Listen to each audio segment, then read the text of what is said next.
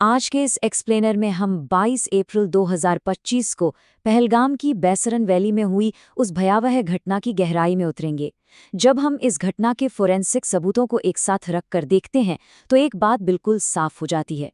ये कोई अचानक भड़की हुई रैंडम हिंसा नहीं थी, बल्कि एक बेहद खौफनाक, हाईटेक और मिलिट्री ग्रेड ऑपरेशन था जिसने पूरे सिस्टम को झकझोर कर रख दिया। जरा इस आंकड़े पर गौर कीजिए।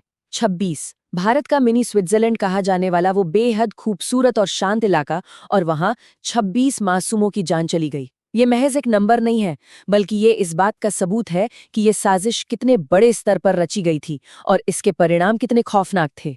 दी ओरिजिन्स, इस पूरी साजिश की जड़ें आखिर कहाँ से जुड़ी हैं?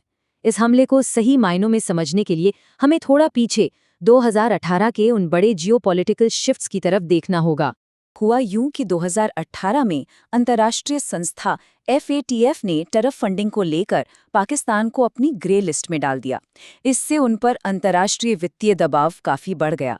फिर इसके ठीक बाद अगस्त 2019 में कश्मीर से आर्टिकल 370 हटा दिया गया। इन दो बड़े भू राजनीतिक बदलावों की गहमागहमी के बीच अक्टूबर 2019 में अचानक एक बिल्कुल नए संगठन का जन्म होता है, द रेजिस्टेंस फ्रंट, जिसे TRF कहा जाता है। अब ये TRF असल में है क्या? देखा जाए तो ये सिर्फ एक प्रॉक्सी संगठन था। इसका इकलौता मकसद दुनिया के सामने ये भ्रम पैदा करना था कि ये कश्मीर का कोई अपना लोकल गुट है, जबकि असलियत में इसकी पूरी कमान और सारे संसाधन बाहर से आ रहे थे।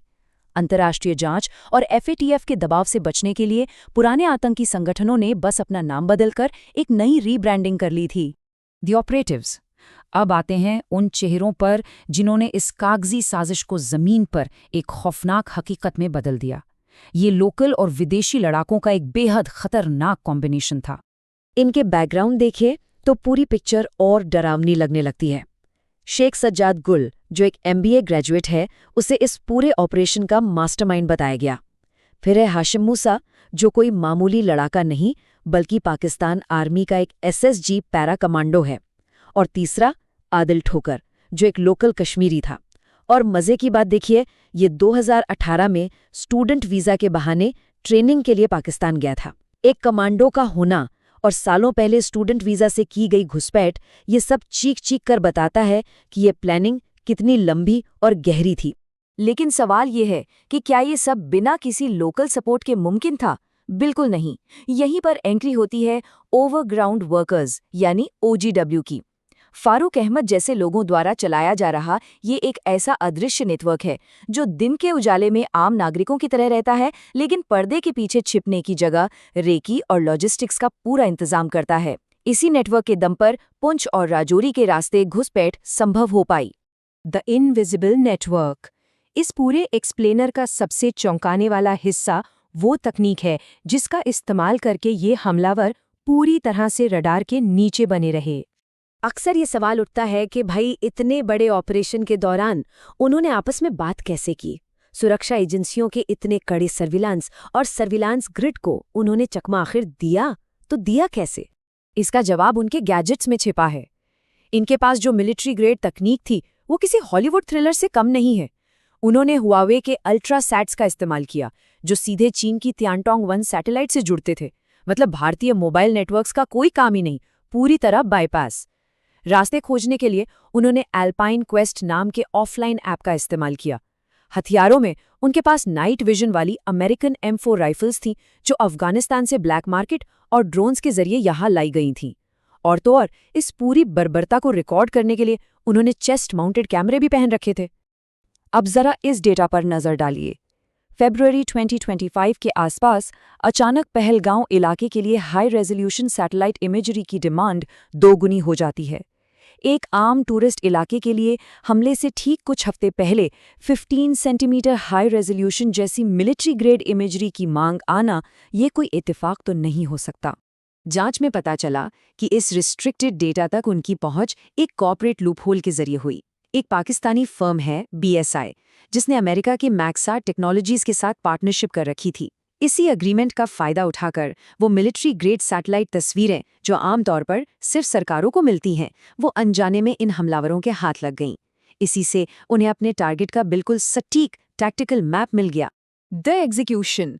चलिए अब बात करते हैं 22 अप्रैल के उस दिन की, जब इस खौफनाक प्लान को अंजाम दिया गया और कैसे ऐन मौके पर उन्होंने अपनी रणनीति बदल दी। असल में उनका शुरुआती टारगेट विदेशी पर्यटकों से भरे लग्जरी होटल्स थे, लेकिन 9 अप्रैल को उनकी इस रेकी की भनक एक लोकल नागरिक को लग गई और उसने पुलिस को खबर कर दी। होटल्स की सुरक्षा तुरंत बढ़ा दी गई। इसे देखते हुए हमलावरों ने अपना प्लान बैसरन वैली पर शिफ्ट कर दिया। इस जगह को चुनने की वजह बहुत खौफनाक थी।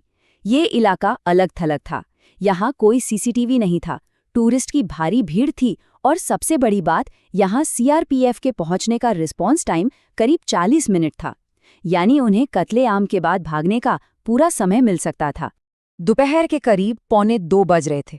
मैदान में उस वक्त भी 400 से ज्यादा टूरिस्ट मौजूद थे। हमलावर कश्मीरी लिबास फेरन पहने हुए थे, जिसके अंदर हथियार छिपे थे। उन्होंने अचानक हवा में फायरिंग शुरू कर दी, जिससे दहशत फैल गई और लोग घबराकर फूड स्टॉल्स की तरफ भागने लगे। इसके बाद हमलावरों ने मैदान के दोनों एग्जिट गेट्स ब्लॉक कर दिए और लोगों को पूरी तरह अपने जाल में फंसा लिया। इसके बाद जो हुआ वो रोंगटे खड़े कर देने वाला है। चश्मदीदों के मुताबिक उन्होंने बेहद ठंडे दिमाग से भीड़ को अलग अलग किया, लोगों की पहचान पूछी, उनसे धार्मिक पंक्तियां पढ़वाईं और इस पूरे दिल दहला देने वाले मंजर को कैमरों में रिकॉर्ड करते रहे। इसी बीच एक बहादुर local pony rider Adil Hussain ने अपनी जान की परवाह किए बिना एक हमलावर से बंदूक छीनने की कोशिश की, लेकिन दुर्भाग्य से उसे भी बेरहमी से मार दिया गया। पुलिस को जल्दी खबर न मिले, इसलिए वे लोगों के फोन छीनकर किश्तवाड़ के घने जंगलों में गायब हो गए।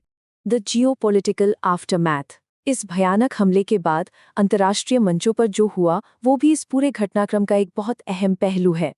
हमले के तुरंत बाद टीआरएफ ने आगे आकर इसकी जिम्मेदारी ले ली।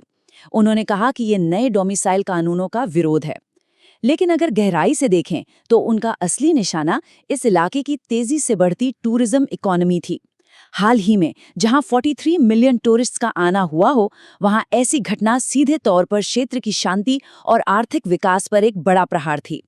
इस घटना की गूंज यूनाइटेड नेशंस तक पहुंची, लेकिन वहां एक अलग ही कूटनीतिक खेल देखने को मिला।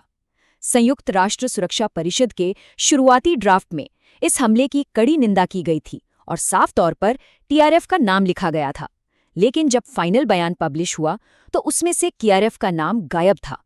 यूएन की 1267 प्रतिबंध समिति में चीन और पाकिस्तान की तरफ से उठाई गई कूटनीतिक आपत्तियों के चलते इस संगठन का नाम आधिकारिक निंदा सूची से पूरी तरह बाहर कर दिया गया। और आज स्थिति क्या है? खतरा अभी भी पूरी तरह टला नहीं है। किश्तवाड़ के उन घने और दुर्गम जंगलों में आज भी सुरक्षा बलों का सर्च ऑपरेशन जारी है।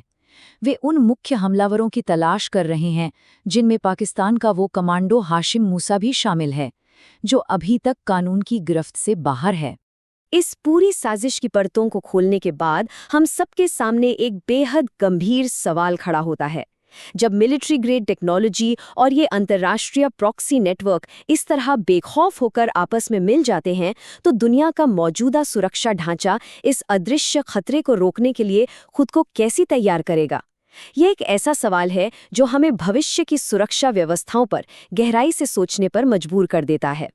इसी के साथ हमारा आज का ये एक्सप्लेनर यहीं समाप्त होता है।